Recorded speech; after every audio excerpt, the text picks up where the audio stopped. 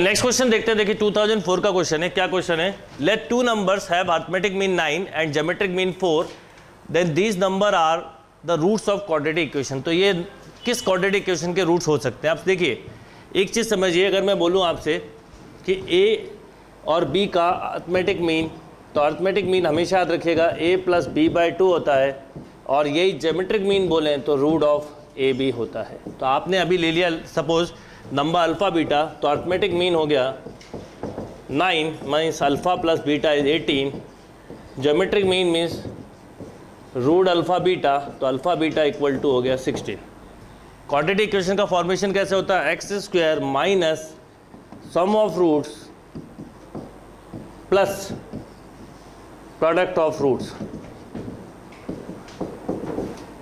तो x² minus sum of roots plus product of roots equal to 0। तो correct answer is x² minus 18x plus of 16 equal to 0। Note down. Next question देखते हैं। देखिए 2004 का question है।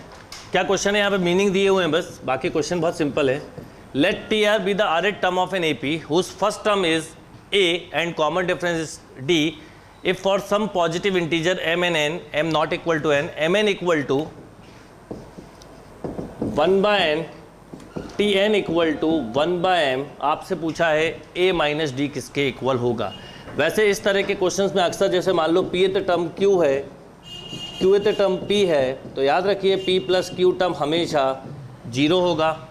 अगर आपसे बोलूँ nth टर्म क्या होगा, तो आप बोलोगे p plus q minus of n, p plus Q minus of m। ऐसे ही एक और सीरीज़ का पर्टिकुलर याद रखिएगा, mth term 1/n, nth term 1/m, then mn term equal to 1।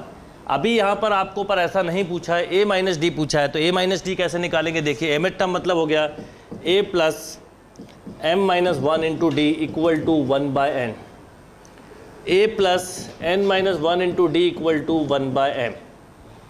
Right, minus कर दीजिए तो d कॉमन, तो m minus n equal to 1/n minus 1/m। Means एक तरह से अगर देखें तो एलसीएम m माइनस n आएगा, तो d आ गया 1/mn।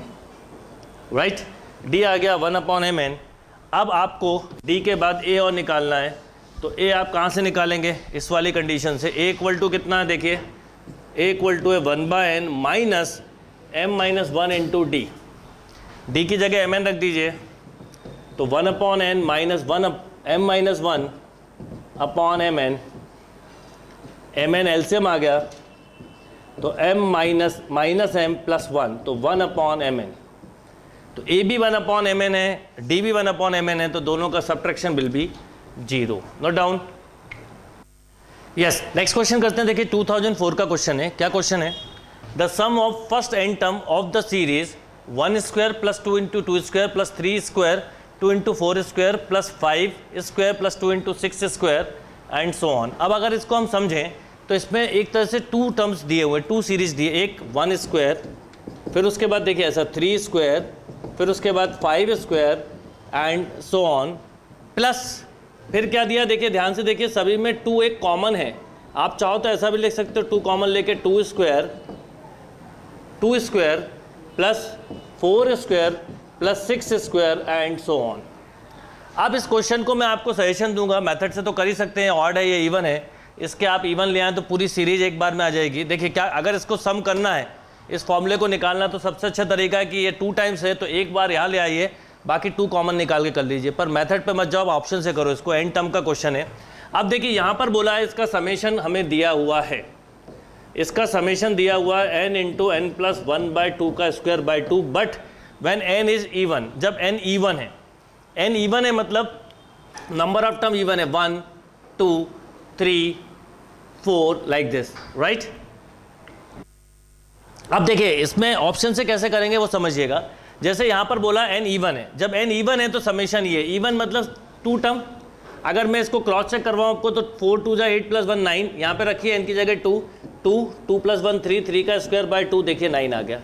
अब आपसे पूछा है कि सम ऑड कब होगा, तो सम ऑड मतलब एक टर्म और ले लीजिए, ये और ले लीजिए 9, तो 9 प्लस 9 18। अब ऑप्शन में n की जगह 3 रख के देखिए, जो आंसर 18 दे रहा है वो करेक्ट है। इन केस 2 ऑप्शन करेक्ट हुए तो हम n की वैल्यू को बढ़ा लेंगे। तो पहले अगर मैं n की जगह 3 रखूँ तो ये 3 रखा मैंने, 3 3 जा 9, तो ये देखिए अभी 9 हो गया और यहाँ 3 रखा तो ये हो गया 4, राइट।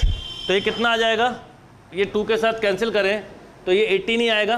तो इसका मतलब पॉसिबिलिटी है, अगले में चेक करें, 3 का स्क्वायर रखा 9, ये भी आ सकता है। इसका मतलब हमारे पास 3 से रखने पर 2 पॉसिबल ऑप्शन है। तो हम इसके आगे की वैल्यू रख लें, जैसे अगर मैं मान लीजिए ये 18, यहाँ तक 18 आया, फिर ये 16 × 4 32 + 25, n की वैल्यू 5 रख के क्रॉस चेक करिए तो ये कितना हो जाएगा 40 50 75। अब n की वैल्यू 5 रखा, आपने 5 रखा तो देखिए 25 5 + 1 6 6/2 3, ये आ रहा है 75। अब एक बार a को भी चेक कर ले तो 3 × 5 15 × 3, ये नहीं है। तो इसका मतलब correct answer is B, Bombay. Correct answer is B, Bombay. जब भी n वाले क्वेश्चन आए तो आप n की वैल्यू लेके करें, आपका बहुत टाइम सेव होगा। Note down. चलिए नेक्स्ट क्वेश्चन देखते हैं। देखिए 2006 का क्वेश्चन है और क्या क्वेश्चन है समझिएगा। Let a1 a2 a3 up to an be the term of an AP is a1 + a2 up to AP upon a1 + a2 up to aq equal to p² / q², p not equal to q, then a6 / a21। इस तरह के question मैं आपको बताता हूँ, अक्सर आते हैं। Ratio of sum of 2 series is suppose 2n + 1 upon 4n + 7, find the ratio of 11 term like this. तो ये उसी पे बेस्ड क्वेश्चन है और बहुत ही सिंपल और अच्छा क्वेश्चन है। समझिए क्या करेंगे।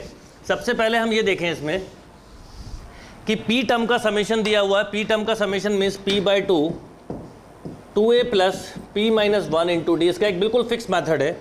अपॉन q टर्म का समेशन दिया तो q/2 2a + q - 1 × d। आपसे पूछा क्या, बस ये ध्यान रखिएगा, a6 मतलब होता है a + 5d, a21 मतलब a + 20d। इनका रेशो पूछा है, कैसे निकालेंगे बताता हूँ। और ये दिया है p² / q²। अब सुनिए, एक 2 से 2 कैंसिल, एक p से एक p, एक q से एक q कैंसिल, तो आपको मिला 2a + p - 1 × d upon 2a + q - 1 × d equal to p/q।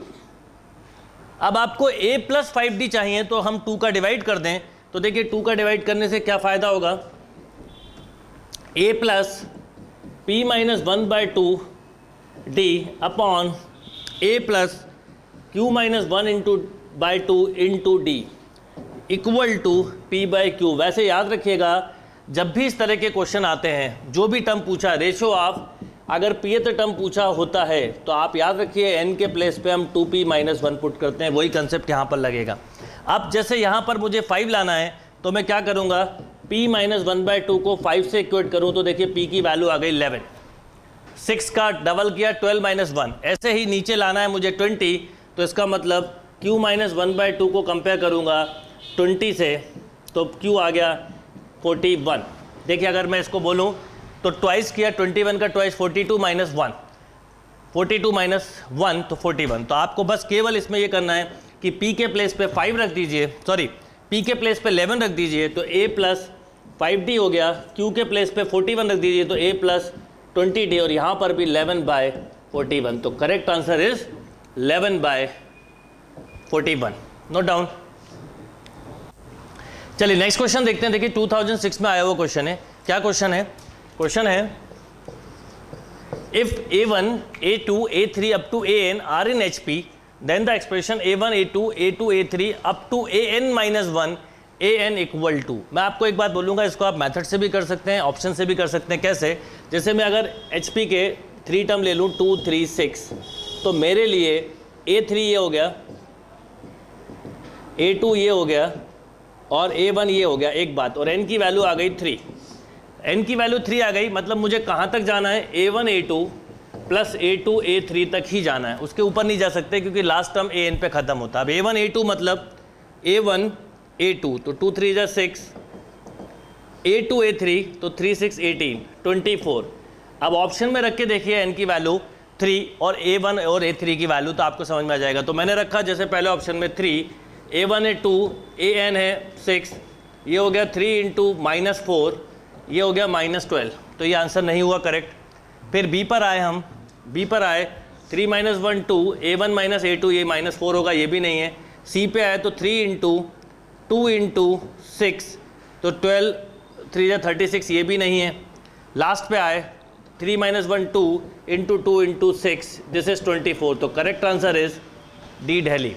n - 1 into A1 AN method से कैसे करेंगे वो चाहो तो बता दूंगा, पर आप AP GP HP को हमेशा ट्राई करा करो वैल्यू लेके भी कर पाओ, जिससे बहुत आपका टाइम सेव होगा। तो आपने क्या लिए, A1 को लिया 2, A2 को लिया 3, A3 को लिया 6, दिस इज AN, ये AN - 1 हो गया, ऐसा सोचिए। तो आपसे अपने आप ही और ये A1 हो गया। तो क्वेश्चन सिंपली सॉल्व हो जाएगा, नोट डाउन। नेक्स्ट क्वेश्चन देखते हैं। देखिए 2007 का क्वेश्चन है। क्या क्वेश्चन है, इन अ GP consisting of positive term, each term equal to sum of the next two term, then the common ratio of this progression is। अब पॉजिटिव टर्म है मतलब R पॉजिटिव होगा और कोई भी टर्म जो है वो नेक्स्ट टू टर्म का समेशन है, मीन्स बाद के टर्म छोटे होते जा रहे होंगे। तो ऐसा सोचिए, ये हो गया AR plus AR square, A cancel, तो R square plus R -1 equal to 0, right. अगर मैं इसको सॉल्व करूं तो क्या होगा, -1 plus minus B square -4AC, ये 5 हो जाएगा बाय 2। अब आपको क्योंकि पॉजिटिव बोला तो एक पॉजिटिव साइन लीजिए, तो R हो जाएगा √5 -1/2, और एक नेगेटिव लेंगे तो होगा -1 - √5, पर पॉजिटिव वर्ड यूज है तो ये लेंगे नहीं, तो करेक्ट आंसर हुआ √5 - 1/2। Note down. Yes, next question देखते हैं। देखिए 2008 का क्वेश्चन है। क्या क्वेश्चन है, the first two term of a GP add up to 12, the sum of the third and fourth term is 48, if the term of GP are alternatively positive and negative then the first term is। alternatively positive negative कभी भी बोलें तो R हमेशा negative होगा, ध्यान रखिएगा। अब GP है, GP सपोज ऐसी A1 AR स्क्वायर, इसके फर्स्ट टू टर्म का समेशन दिया है हुआ है 12, next third and fourth term का समेशन, थर्ड मतलब AR स्क्वायर AR क्यूब, ये दिया हुआ है 48, राइट। अगर हम इसमें चाहें तो एक काम कर सकते हैं, A into 1 + R equal to 12 है, और यहाँ पर अगर मैं AR स्क्वायर बाहर निकालूँ तो 1 + R इक्वल टू 48, राइट। तो A इंटू 1 + R की वैल्यू रख सकता हूँ 12, तो R square into 12 equal to 48, R square equal to 4, R equal to +-2, means R की वैल्यू -2 होगी, क्योंकि अल्टरनेटिवली पॉजिटिव नेगेटिव है। अब R -2 रख दो यहाँ पर, तो -1 इक्वल टू 12, यानी फर्स्ट टर्म की वैल्यू हुई -12। Note down. चलिए नेक्स्ट क्वेश्चन देखते हैं। देखिए 2009 का क्वेश्चन है। क्या क्वेश्चन है, the sum to infinity to the series 1 + 2/3 + 6/3² + 10/3³ + 14/3⁴ up to infinite. देखिए इसके लिए एक क्वेश्चन हम ऑलरेडी कर चुके हैं इस तरह का। अप टू इनफाइनाइट टर्म का समेशन होता है A/1 - R plus dr/1 - R का होल स्क्वायर। इसको आप डायरेक्ट लगाइए, हो जाएगा। इसमें देखिए आप ध्यान दीजिएगा, 1/3 1/3² 1/3³ 1/3⁴ GP है, 2 6 10 14 GP है, बट 1 नहीं है। तो आप जब इसको ऐड करेंगे तो 1 छोड़ दीजिए, और यहाँ पर भी सिंपल करने का तरीका 1/3 कॉमन ले लीजिए, तो क्या होगा 2 एक तरह से 3 प्लस 6/3 10 आपसे मिस्टेक नहीं होगी 3 square and up to infinite term, right. Infinite term में कोई फर्क नहीं पड़ता। अब ये देखिए 1 प्लस ऐसे ही रहने दीजिए 1/3, A हो जाएगा 2/1 - R is 1/3 plus D is 4, R is 1/3/1 - 1/3 का होल स्क्वायर। बस इसको सॉल्व कर दीजिए, आंसर आ जाएगा। देखिए 1 + 1/3, ये हो गया 2/3, ऊपर चला जाएगा 2/3, तो 3 ऊपर आ गया, प्लस ये हो गया 4/3, ये हो गया 2/3 का स्क्वायर मीन्स 4/9, राइट। अब देखिए क्या होगा, 1 + 1/3, 2 से 2 कैंसिल, 3 मिला, यहाँ पर 4 से 4 कैंसिल हो जाएगा और ये मिलेगा 3, राइट। तो 6/1 प्लस 6/3 मीन्स 1 + 2, तो करेक्ट आंसर इज 3। चलिए नेक्स्ट क्वेश्चन करते हैं। देखिए 2010 का क्वेश्चन है। क्या क्वेश्चन है, a person is to count 4500 currency note, let AN denote the number of notes he count in nth minute if A1 A2 up to A10 equal to 150। मतलब A1 150 है, A2 भी 150 है, ऐसे A10 तक 150 है, right. अब इसका मतलब हुआ कि फर्स्ट मिनट में 150 नोट काउंट किए, सेकंड मिनट में भी अप टू 10 मिनट तक। तो पहले फर्स्ट 10 मिनट में 1500 नोट काउंट हो गए, राइट। अब 1500 नोट काउंट हो गए, अब रिमेनिंग रहे 3000, क्योंकि टोटल 4500 थे। अब देखिए A10 A11 up to N8 term तक हमें बोला गया AP है, और एक और खास बात बोली कि कॉमन डिफरेंस -2 है। इसका मतलब A10 कितना होगा, जब ये 150 है तो कॉमन डिफरेंस -2 है तो 148, नेक्स्ट 150, नेक्स्ट 146, 144, ऐसे चलता जाएगा। अब हमारे पास काउंटिंग रुपीज़ कितनी है, 3000 equal to n/2 2 into A plus n-1 into D, क्योंकि नोट कम होते जा रहे हैं। अब ये हो गया, 2 चाहो तो कॉमन निकाल के कैंसिल कर दो, तो 3000 n, ये हो गया 148 माइनस n प्लस 1, राइट। तो 3000 equal to -n² plus 149n, या ऐसा भी बोल सकते हैं n की क्वाड्रेटिक बन गई n² minus 149n plus 3000 equal to 0। Factor बनाइए कि ये 3000 आ जाए, राइट।